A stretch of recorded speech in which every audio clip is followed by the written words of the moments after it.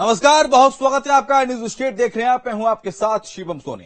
गृह मंत्री अमित शाह का आज ग्वालियर दौरा है। मध्य प्रदेश में आएंगे मुख्यमंत्री और ग्वालियर, खजुराहो और भोपाल का दौरा करेंगे। ग्वालियर चंबल क्लस्टर की बैठक में भी शामिल होंगे। जी हां, ग्वालियर चंबल क्लस्टर की बैठक की प्रबंध समिति के साथ बैठक करेंगे। खजुराहो में लोकसभा बूथ समिति सम्मेलन में भी अमित शाह शामिल होंगे। बीजेपी नेताओं पदाधिकारियों को जीत का मंत्र केंद्रीय गृह मंत्री अमित शाह देंगे। भोपाल में प्रबुद्धजन सम्मेलन समारोह में भी शामिल होंगे। लोकसभा चुनाव को लेकर रणनीति पर भी चर्चा की जानी है। तो आज केंद्रीय गृह मंत्री अमित शाह का मध्य प्रदेश दौरा रहेगा, जिसमें कई महत्वपूर्ण जगह पर जाएंगे गृह मंत्री अमित शाह। इसके अलावा खजुराहो में लोकसभा बूथ समिति सम्मेलन में शिरकत करेंगे। ग्वालियर खजुराहो में भी जाएंगे। ग्वालियर चंबल क्लस्टर की प्रबंध समिति के साथ बैठक करेंगे। खजुराहो में लोकसभा बूथ सम्मेलन में शामिल होंगे।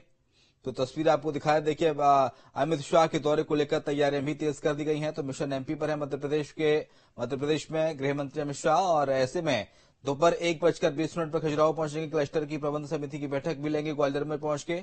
1:45 पर खजुराहो के लिए रवाना होंगे ग्वालियर से। इसके अलावा 2:25 पर खजुराहो एयरपोर्ट पर गृह मंत्री पहुंच जाएंगे। तो मध्य प्रदेश में विधानसभा चुनाव के बाद अब बीजेपी लोकसभा में भी तैयारी जुटी है। ग्वालियर चंबल अंचल की चारों सीटें जीतने की रणनीति बीजेपी बना रही है, और इसी को लेकर बीजेपी के चुनाव रणनीतिकार अमित शाह ग्वालियर चंबल को लेकर एक स्पेशल रणनीति बनाएंगे। रिपोर्ट आपको दिखाते हैं।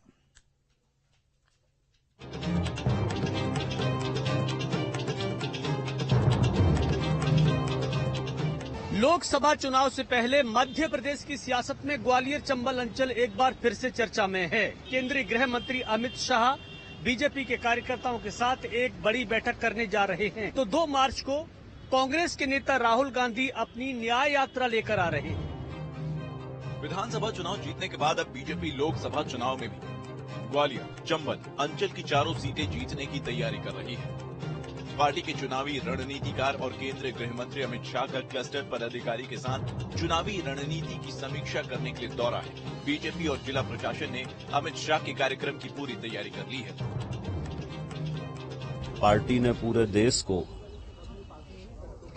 146 क्लस्टर में बांटा है, जिसमें कहीं 3 लोकसभा है, कहीं 4 लोकसभा है, कहीं 5 भी है, वो सब 4 है। तो ग्वालियर क्लस्टर जो है, इसमें 4 लोकसभा हैं, ग्वालियर, भिंड, मुरैना और गुना शिवपुरी। तो चारों लोकसभा क्षेत्र के जो हमारे प्रबंध समिति के सदस्य हैं वो, कोर समिति के जो सदस्य हैं वो, और जो वरिष्ठ हमारे पार्टी के नेता हैं वो सब रहेंगे।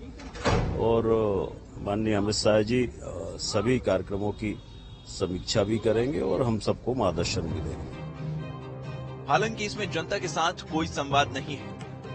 चारों लोकसभा सीटों के क्लस्टर पदाधिकारियों के साथ बैठक का कार्यक्रम रखा गया है। इसके अलावा वरिष्ठ नेताओं को भी बैठक में बुलाया गया है।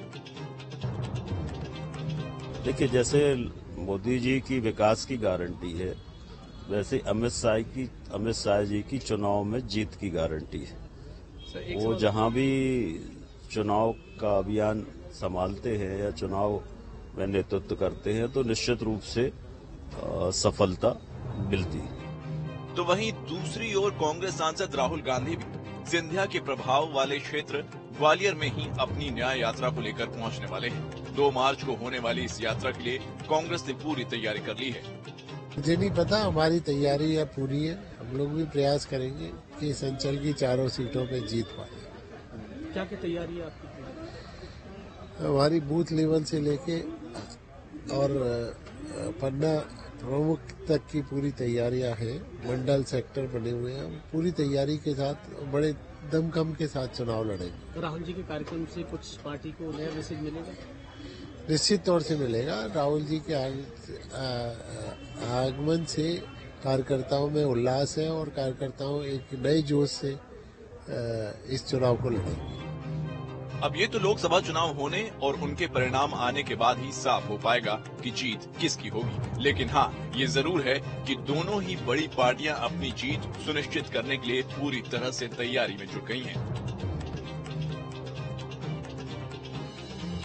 अगर हम ग्वालियर चंबल अंचल के चुनावी गणित को समझें तो यहां चारों की चारों लोकसभा सीटें अभी भारतीय जनता पार्टी के पास हैं, लेकिन विधानसभा में बीजेपी आधी सीटें लगभग जीत नहीं पाई थी और अब दोनों बड़े नेताओं की ये कोशिश है कि वो आने वाले लोकसभा चुनाव में एक बड़ी जीत हासिल करें।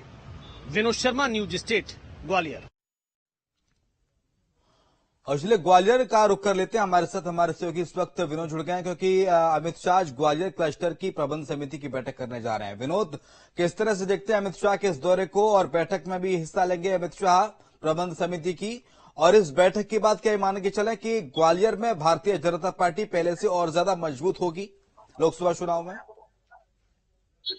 बिल्कुल, देखिए, केंद्रीय गृह मंत्री अमित शाह का ग्वालियर का आज क्लस्टर मीटिंग का कार्यक्रम है और मैं इस समय ठीक उस कार्यक्रम स्थल के बाहर हूँ।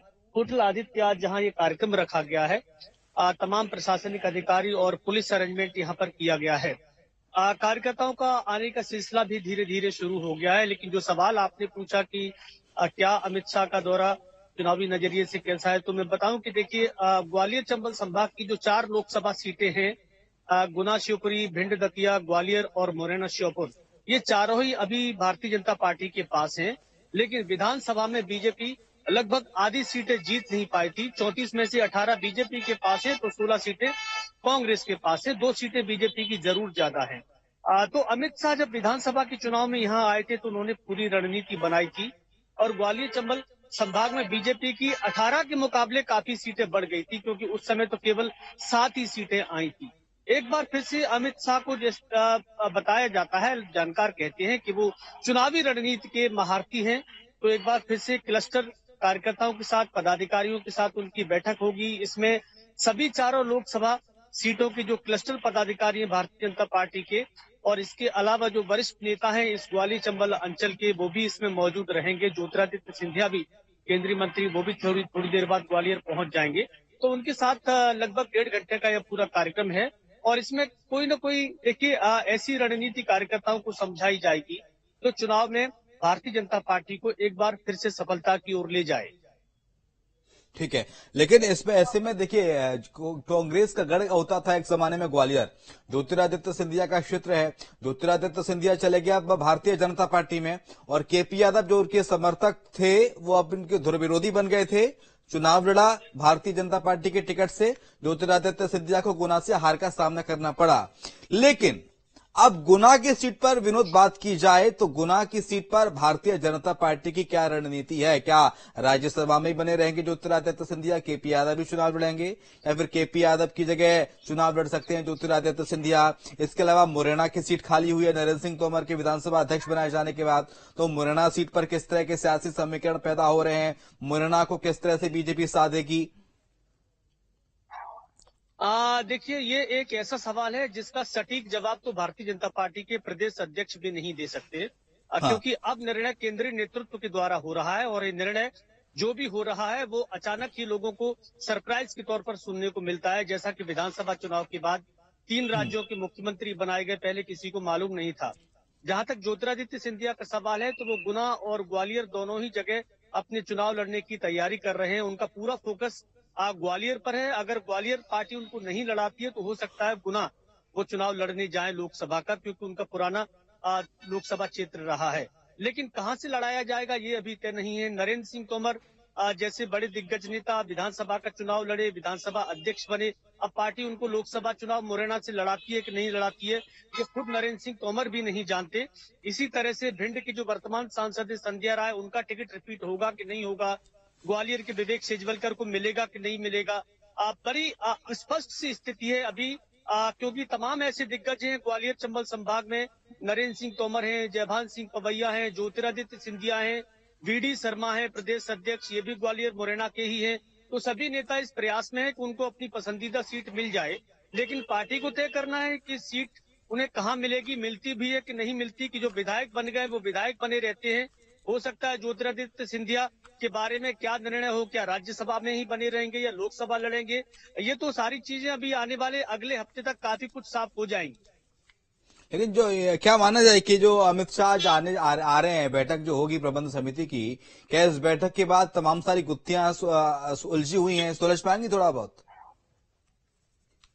हाँ, बिल्कुल। देखिए, विधानसभा के चुनाव में केंद्रीय गृह मंत्री अमित शाह जब आए थे तो उन्होंने बैठक के दौरान कई महत्वपूर्ण बातें कार्यकर्ताओं को समझाई थी। उसमें हाँ। मुख्य बातें ये थी, उन्होंने कहा था कि जो कार्यकर्ता रूठे हुए हैं उनको मनाने में समय बर्बाद मत कीजिए, जिसके पास जो जिम्मेदारी है उसे पूरी तरह से निभाइए और आगे बढ़िए।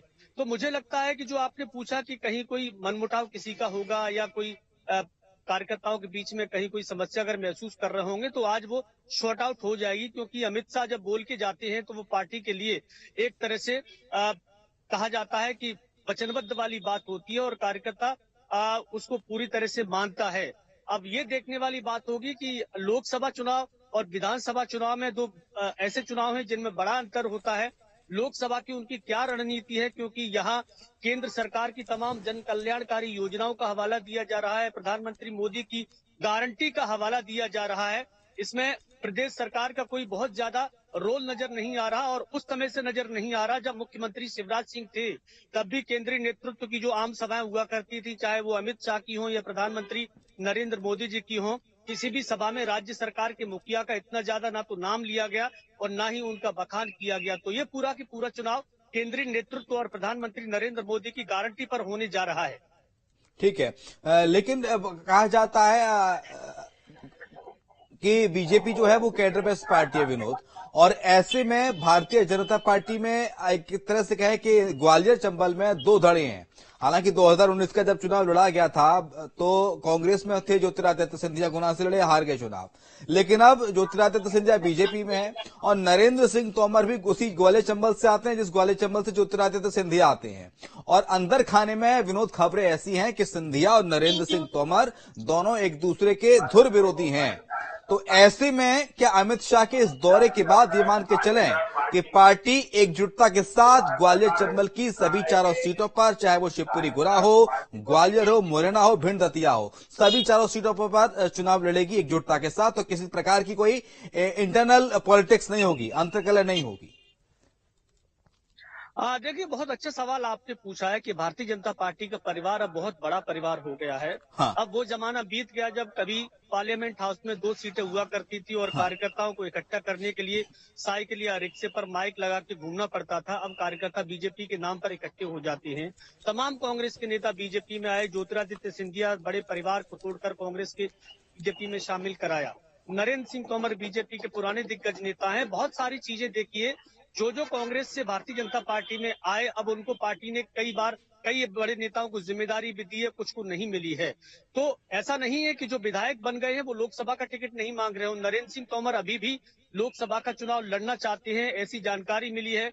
भारत सिंह कुशवाहा जो कि प्रदेश सरकार के मंत्री रहे, वो चुनाव हार गए, लेकिन वो भी चुनाव लड़ना चाहते हैं क्योंकि बड़ा वोट बैंक है कुशवाहा का। तो अब भारतीय जनता पार्टी को समीकरण बिठाना है कि अपने पुराने कार्यकर्ता को ही टिकट देना है या कोई नया चेहरा उतारना है।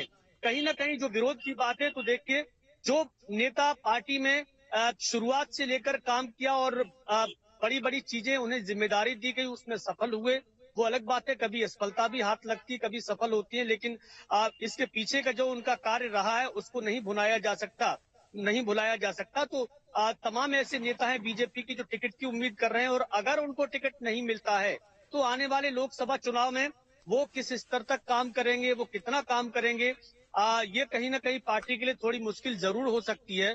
क्योंकि नरेंद्र सिंह तोमर हैं, इनके अलावा और भी बीजेपी के तमाम नेता हैं जो लोकसभा क्षेत्र के दावेदार हैं, लेकिन उनको पार्टी अगर टिकट नहीं देती है तो फिर जिसे भी टिकट देगी उसके लिए कितनी एकाग्रता और तनमन से काम किया जाता है, ये तो वही जाने। लेकिन एक बात गौर करने वाली ये है विनोद कि देखिए, नरेंद्र सिंह तोमर पार्टी की उम्मीदों पर, पार्टी के विश्वास पर लगातार खरे उतरते आए हैं। 14 में ग्वालियर से लड़े, जीते, 19 में मुरैना से लड़े, जीते, और फिर दिमनी से लड़े 23 में और जीते। खैर, बहुत शुक्रिया। अमित शाह के दौरे पर आप नजर बना रखिए। बहुत शुक्रिया आपका तमाम सारी जानकारी को साझा करने के लिए।